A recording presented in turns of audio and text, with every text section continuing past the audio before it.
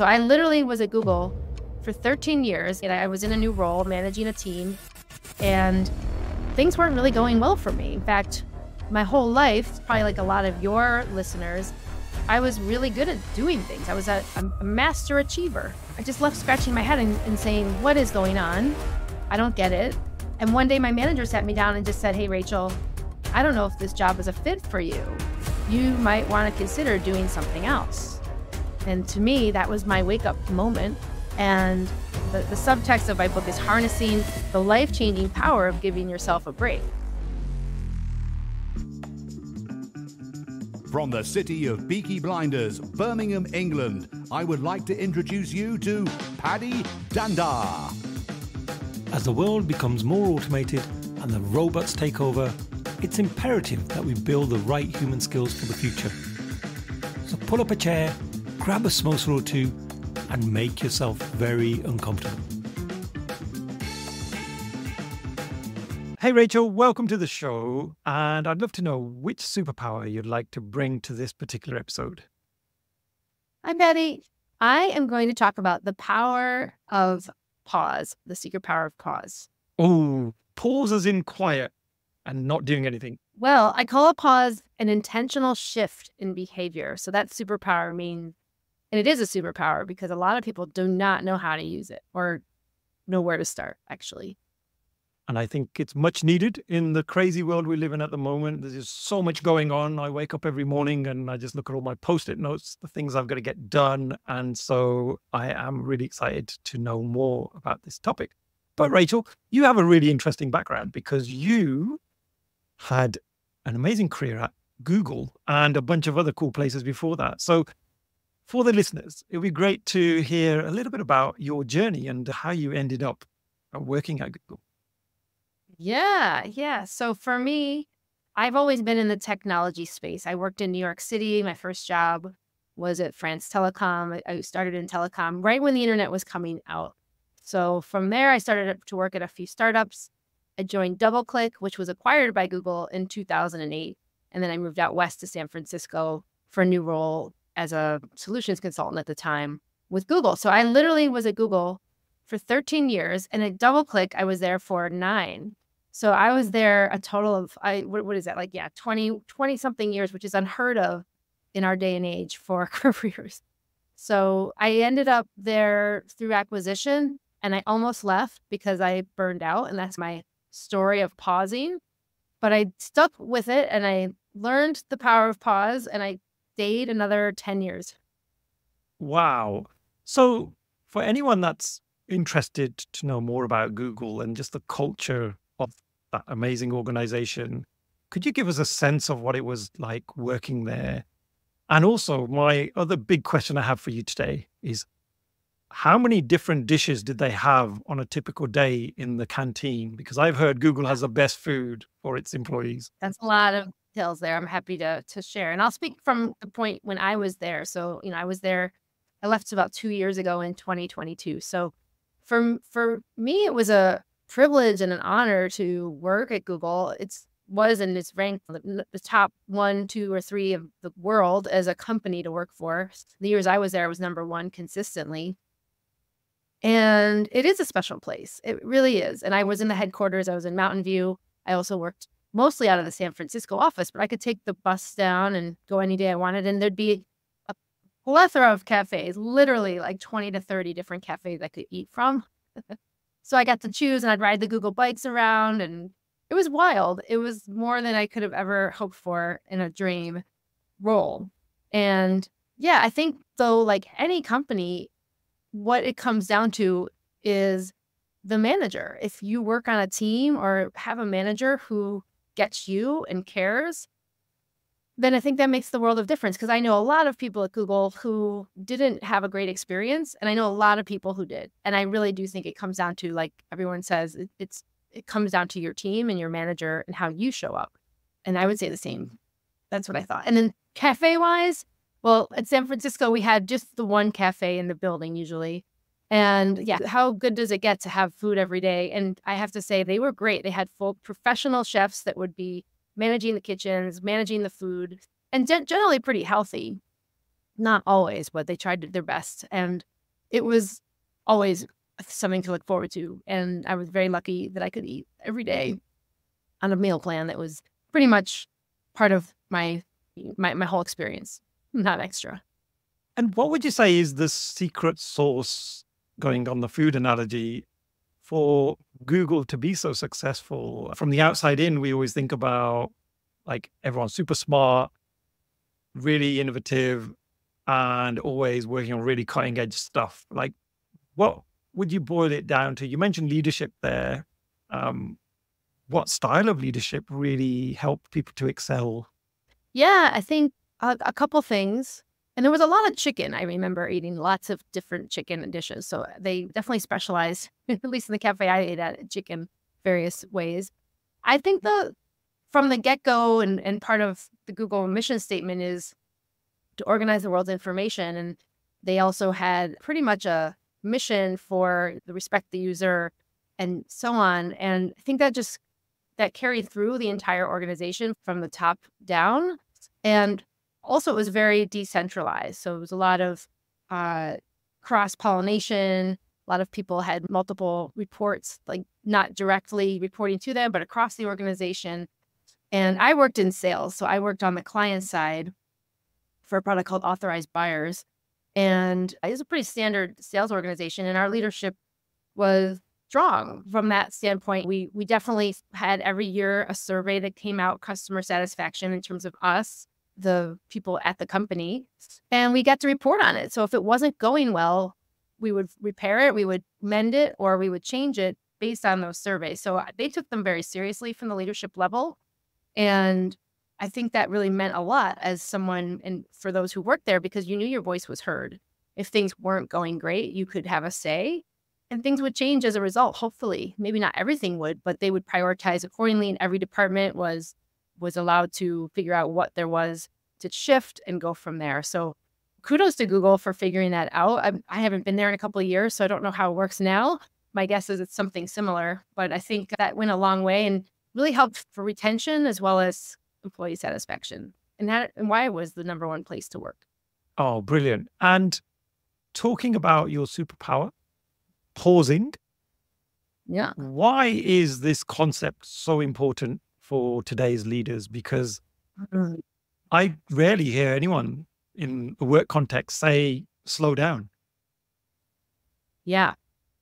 I call it the pause paradox, in that we don't think it's actually going to serve us. And we think we're going to look like slackers if we just don't go 1,000,000 miles an hour, 1,000,000 kilometers an hour, I should say for you. So again, the pause is very important. And why I'm so passionate about it is because I do think of it like I call it the pause portal. It's a gateway towards more awareness of what you could do different. And if you're not aligned, whether you're leading, whether you're just the first day on the job, whether you're setting foot into a new career space, and beyond the career, it could be personal as well. We're not allowing ourselves to intentionally pause just to say, how am I doing? What's going on? Is this the best thing for me? And so on. Then it's really hard to change anything, because the next thing you know, you might keep going. And then you wake up and you're like, holy cow, 5 years have gone by. I'm not happy. I'm stressed out beyond beliefs. And I don't know what's going on. Where did I lose myself? And to me, this is why pausing is it's such a superpower, because it's intentional, meaning you can't just be on autopilot and pause. And if you do, that's very possible, but I don't think it's quite the way that I frame it as a superpower. It really needs to be intentional, which means maybe you do slow down, or maybe you even stop altogether because it's not serving you. Or you could do something differently that would be even more efficient or more successful. And if we're not able to really slow down or even stop or pause, then we'll miss it. You'll just keep going. And then the wheels will fall off potentially, or we realize that we want to do something different and we haven't. And the subtext of my book is harnessing the life-changing power of giving yourself a break.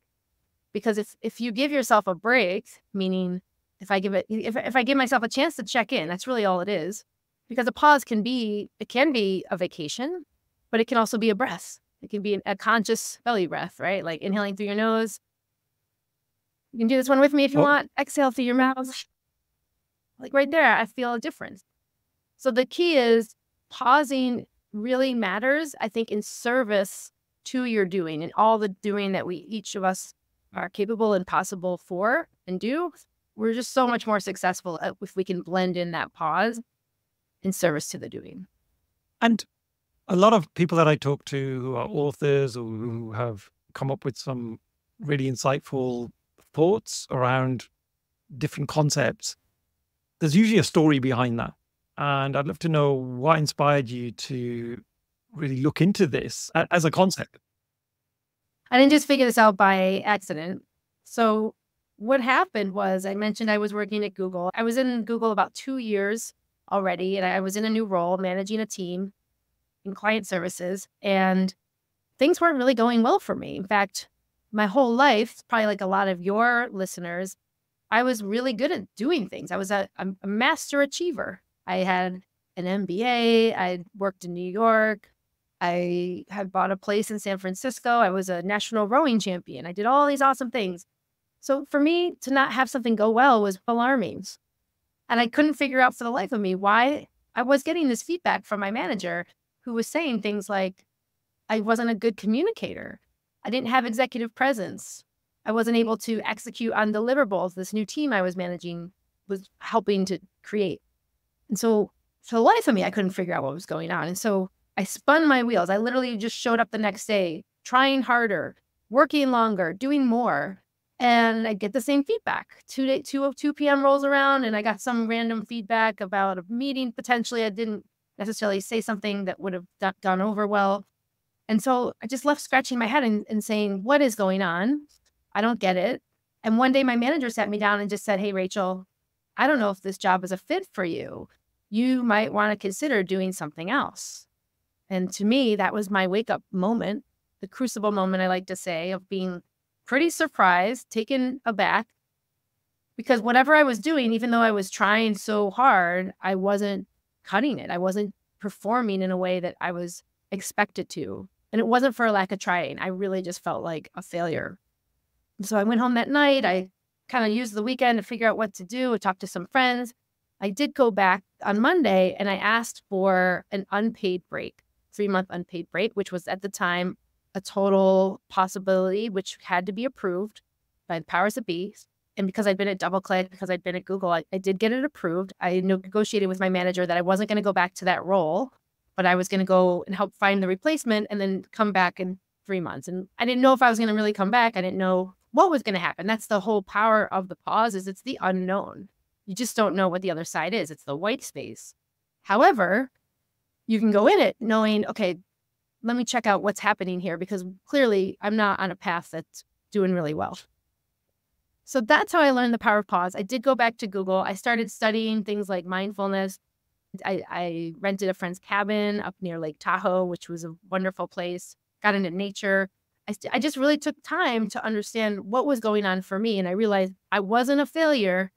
I just wasn't aligned. I wasn't aligned with what I loved to do. And I kept showing up thinking that it would be okay, but yet something inside of me wasn't really aligned. So for me, that's the message of pause, is that things like that can happen when you choose to intentionally shift your behavior. And I went back into sales. I actually got a new role. I stayed at that role for 10 years because that played to my strengths, things like being a good communicator, explaining technology, relationship management, all of those things. And if I hadn't paused, Patty, then I think I would have just gone back to that role in some other job, maybe quit, found something else, and the same thing would have happened, literally, within 6 months. And so that's my innate gut reaction, was to know something's not right. And if I don't look at myself, then I'm going to miss it. And there's got to be a better way. And that's how I learned it. So I started writing the book after I did return. It took me 5 years. I wrote it while I was working full time. I did it on the weekends. I did it in between my master's degree for transformational leadership and coaching. And so now that's what I help people with, because I know if I can learn that and figure it out, and I studied a lot of emotional intelligence as well, then other people can do it. And you can live such a more happier and satisfying existence if we allow that to happen.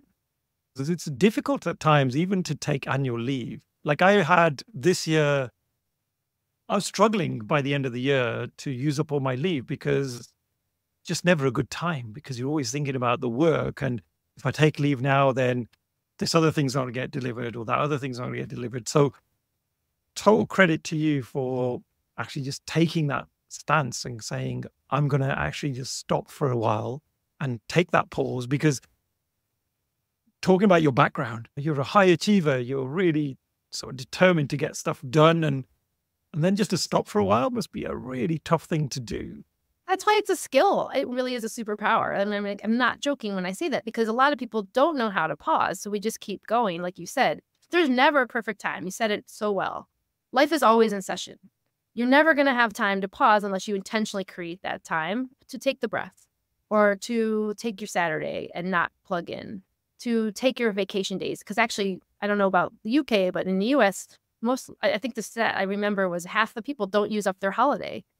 And it's for the fear of falling behind, or the fear of looking like a slacker, right? Like this pause stuff. And to me, that's total crap. Like, sorry, but if you're not taking care of yourself, and it's not about doing less, by the way, it's about the how. To me, this is what the pause is. So you're not doing less, you're shifting things that you can do later or in a different way. And I like to make the analogy of athletes. I'm an athlete. I row, I do fun stuff like that. And athletes, if you're going for the Olympics, this coming up very soon, are you just going to keep going at maximum training capacity to win your gold medal?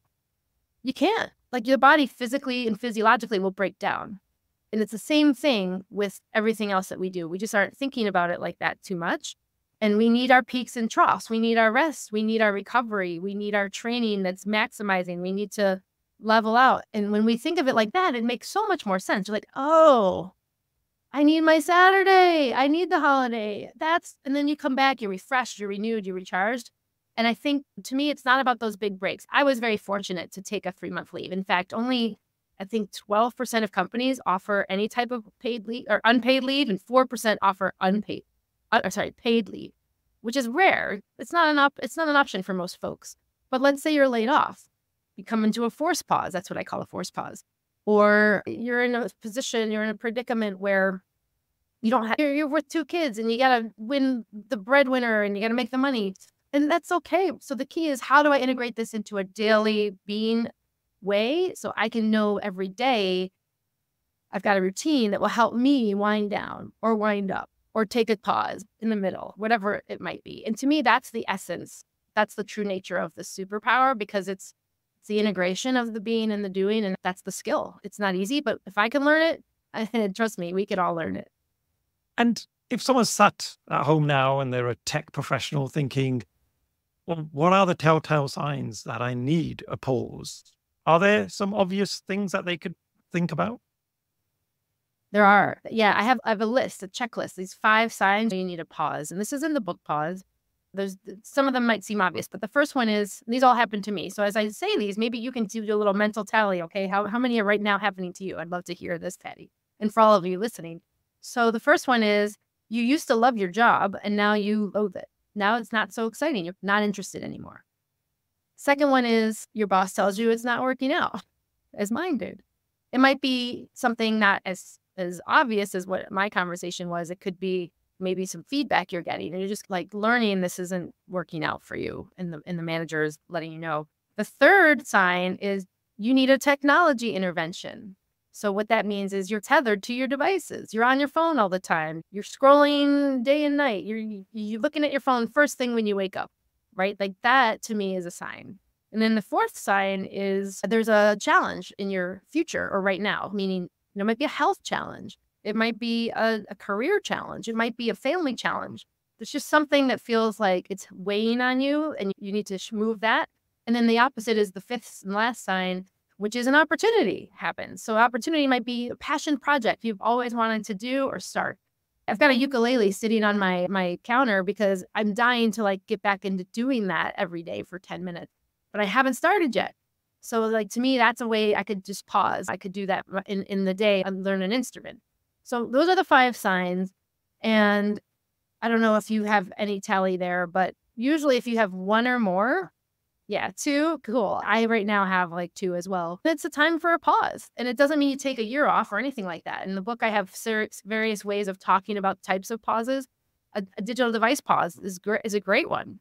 And that just means you can start to incorporate some being into some of your doing to help you move into a space that feels more manageable and less of a way of like feeling maybe that you're not in a place that is ideal for you.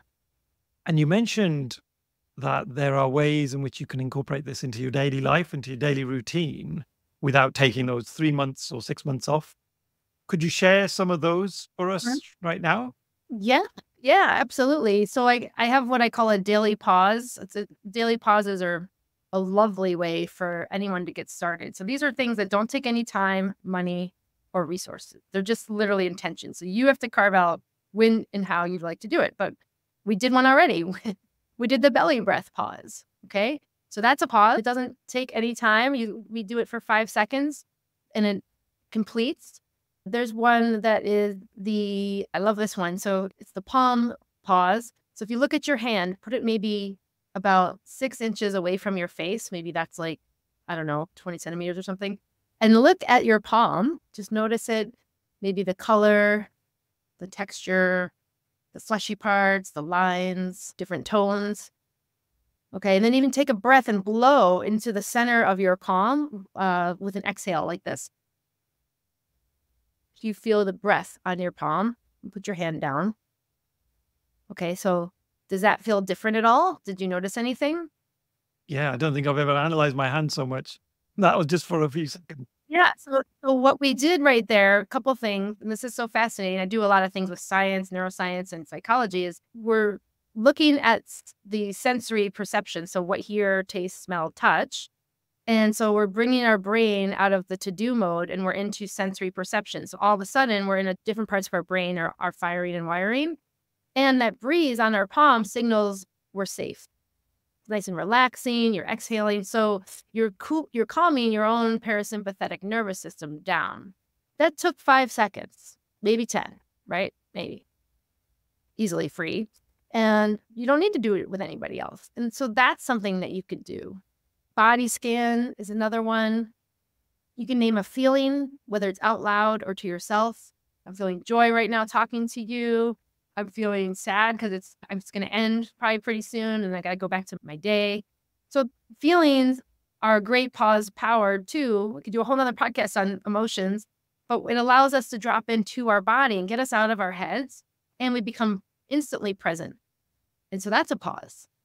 And journaling is a pause, even writing for 2 minutes and setting a timer, going out in nature, looking at colors on the tree, out your window, and a photo, creating space for that. Those are some really powerful ways to pause. And this seems pretty obvious, right? Like there's no rocket science I'm really explaining right now. However, how often do we do it? And why are 1 out of 2 of us, I think we're worse in the US, burning out at unprecedented rate? It's because we're on that firewire on our to-do list all the time and we're over-indexed on it, which doesn't serve us. Our brains eventually can't hold that out for the long game. And so that's why it's not about doing less, it's about how to do it. And that's really what I think happens. So if you're doing daily pauses, it's a really good start and it's the law of little things. It's how you get going. And just starting there is huge, by the way. Oh, brilliant. So hopefully that's good. Yeah, no, thank you for that. I think just that one activity there with the palm of your hand, like I would never have thought to do that as that's a cool little tool I can definitely use.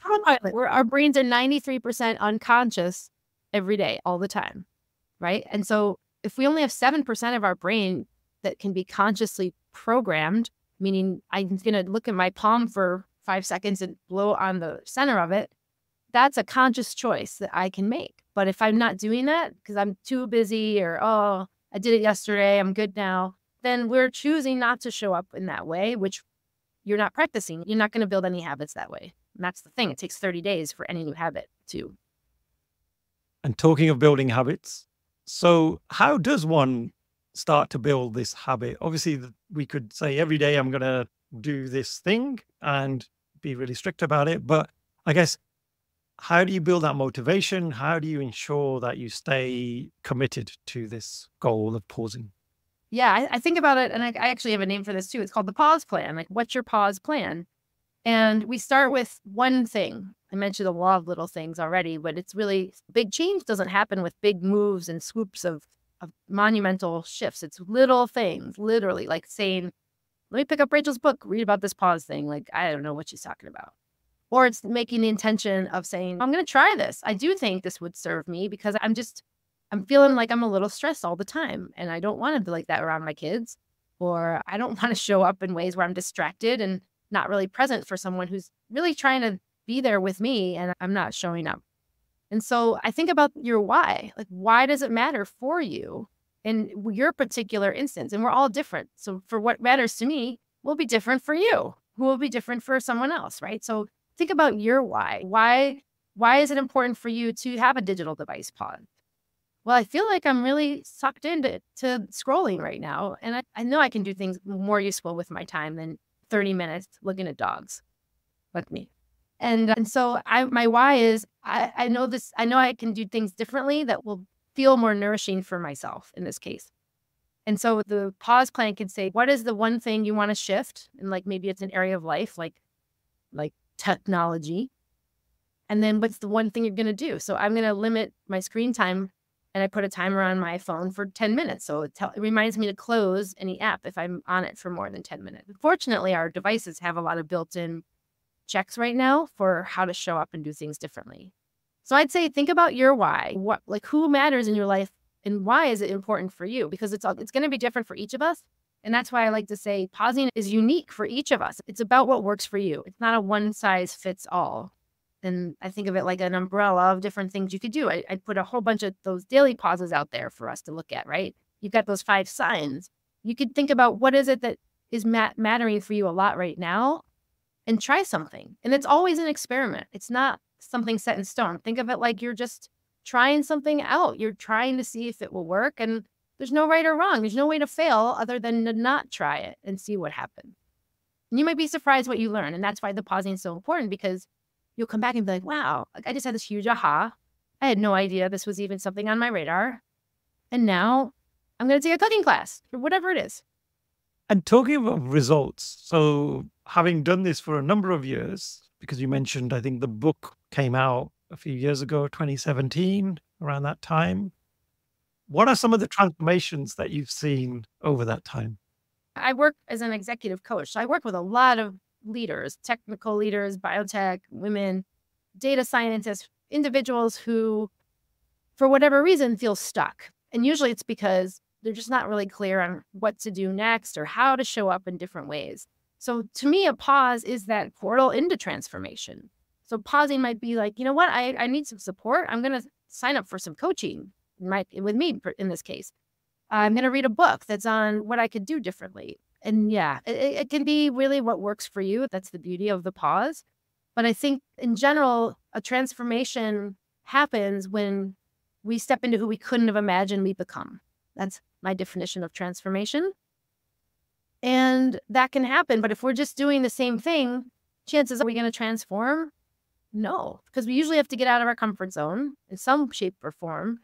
And we need to do something that we're not doing now. Otherwise, we'd all be living our dreams, right? We'd all be like amazing. But the cases are, that's not always the case because there's things in the way of that. So to me, transformation happens. And the beginning of that is the pause, literally. Aligning with being curious with what could be different. What's going well? What's not going well? These are reflective questions that I think are pausing as well. It's about what is coming up for you. And to me, that's the beauty of this work, is to know that transformation's ongoing. It's not like a one-time thing, because you can keep doing different things. Pausing could be a risky conversation. It could be, remember, the definition is an intentional shift in behavior. It could be you choosing to go on a solo vacation because you want some inner time to think about what's next for you. And it might be an hour. It can be a hike in the woods. It doesn't have to be like a week-long thing in the Amazon. It could be whatever. So transformation is, I think, likely or more likely to happen. But if you're not pausing to do anything that's intentional, then it's just not going to happen.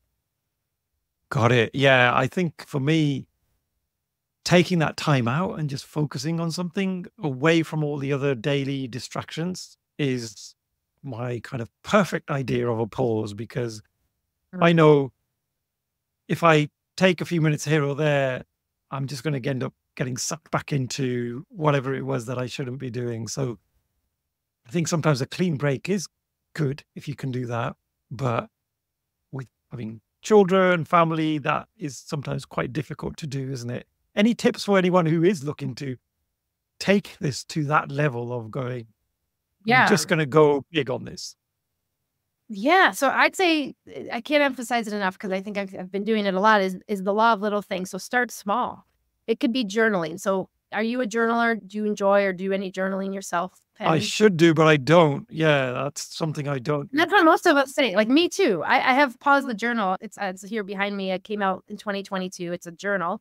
But I know that when I journal, I get answered. Like I get clarity around what I need. And I'm not I don't journal every day, but that's one way to start. You don't need to take time. You need to carve out time so you have 5 minutes to journal. It doesn't need to be long, but commit to something that you're willing to say, I'm going to try this for 7 days. It takes, like I said, it's 30 days for one new habit. So 7 days isn't going to make it a habit. You have to do it for 30. Try it maybe for 30 and do 2 minutes for 3 days a week. Do something that feels manageable because otherwise we'll resist it. We won't do it. So start small. Start with something that you're interested in, not something that someone told you to do, but something you're truly interested in. So if you know you're not a journaler, do not journal. But maybe you go outside and you walk around the block for the 10 minutes after dinner. And you notice the colors in the tree. If you're scrolling your phone and walking, I'm sorry to have to be the one to tell you this, but you're not present to what's going on around you. You're in your head. You're looking at the phone or you're in your past or your future, thinking about things. So we just need to slow down in order to understand, okay, what's going on? What am I feeling, seeing, hearing, touching, tasting, using those 5 senses? And then allow the space to become what emerges for you, bubbles up. And I won't know that, and you won't know that until you do it. So we can read all the books we want. We can read the book Pause, awesome. But unless we experientially do something, nothing's going to change. Nothing will be different. And so that's my biggest message, I think, is that the power of the pause is in the beingness. And we have to practice being too, just like all the to-dos, just like all the doing that we're really good at. It reminded me of us of this last year and a half. We bought a little puppy, a dog, and his name's Milo. And we've never had a dog before, so it was a whole new experience for us. But every day, religiously, me and the wife, whenever we're both at home, we try and take that pause together when we're walking him. And it's had wonders on our relationship and the fact that it's a one time of the day where we know we can have a full-blown conversation out in the open with the fresh air. And it's helped us in so many different ways. But I think that's down to the dog. And it's been amazing. So yeah, that was the example I was thinking of as you was talking that through for my. That's so good. So getting a dog is a pause, right? That's intentional shift in behavior. You didn't have a dog before, so there's no vacation there. But what a cool analogy. And yes, that is amazing because you're choosing to be intentional and to drop in with your wife and be present. And the dog is probably loving it either way. And you guys are getting a new experience. And I just think, yeah, exactly. Like that's what it's all about. And you said yes. So let's do something outside our comfort zone. Let's get a pet. Whoa. Like I don't have a dog. I've been thinking about it myself. And I go back and forth on this all the time because, yeah, like I travel and then all these other things with responsibility. And I'm like, oh, I don't know if I'm ready. I'll never be ready. Like life is always in session. But if you just take the plunge and say yes, that's an amazing pause. Like way to go. I love it. Oh, what a good one. Thank you. And Rachel, I know we're fast approaching time. I wish we had way longer, but I'm going to ask you one of my favorite questions. So if you could have any superpower in the world to abolish something in the world of work, what would that be? Yeah. Boy, I know this one is interesting. I would say abolishing mandatory office time. So there's a remote work right now and there's being in the office. And I think the world is pretty split on this since COVID. And I think there's pros to each. Personally, for me, though, I like remote working and I wouldn't go into the office and I don't need to. My office is in my house, so I'm very lucky, but that would be mine. Oh, I love that. Yeah, we were having this debate just earlier on when we were walking the dog, me and the wife, and we were talking about the exact topic of how it feels like a lot of organizations have become a lot more open to the idea But Yeah, indeed. yeah, Indeed. but I always feel like the US are always way ahead of us over here in Europe, because being called to work from home for a while in the US, I think, whereas the UK, only since lockdown, people have gone, oh yeah, that's a thing. We should make it a thing, but we haven't still fully embraced it. Yeah, and like 5 days a week, I would say, is the old hat, not needed. There's more compromise now. It's 3 days a week or even 2 to 4. So that I think is reasonable and works for everyone. 5 days a week is a little bit like too much now. Oh, brilliant. Right. Well, I can't say we're going to have another lockdown. Otherwise, I'd say let's just impose it on everybody. No. But hopefully we can try that one out. And Rachel, I'd love to know, what other resources would you recommend that have inspired you on this learning journey? And also, how can people get in touch with you if they want to find out more? Great. Well, I think anyone can find my work at rachaelomeara.com. I have a podcast called The Pausecast. You can look it up. It comes out every Tuesday. So I do a lot of tips for leaders on there about transformational leadership based in neuroscience, emotional intelligence, and psychology. The book Pause is great. I think for me, I've got a free gift as well called How to Turn Burnout into Thriving at Work. So that's free on my website, rachaelomeara.com. That's a great place to start because we talk about some of these things and you'll see the daily pauses in there. And then from my end, I feel like I've had a windfall of leaders and people who have literally fell into my lap to start to study with or be a student of. So for me, I did my master's of transformational leadership and coaching at the Wright Graduate University. So my mentors, Bob and Judith Wright, they've helped me tremendously. They're still around. They're still coaching. And I would say a lot of spiritual teaching, like from Gabby Bernstein, Marianne Williamson, reading A Course in Miracles right now. All of that, I just eat it up. I can't get enough of it. I love it. And I'm just so grateful that these teachers continue to show up for me, because when the student is ready, you know what they say, the teacher appears. Oh, nice. Thank you so much for sharing that.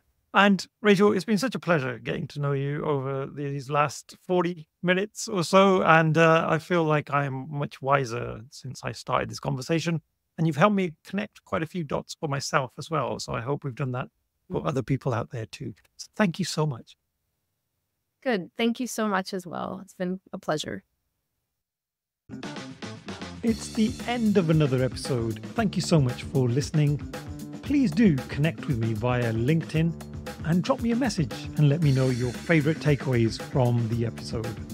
Also, don't forget to subscribe to the Superpower School newsletter so that you can be notified of all future episodes. Simply visit the website www.superpowers.school.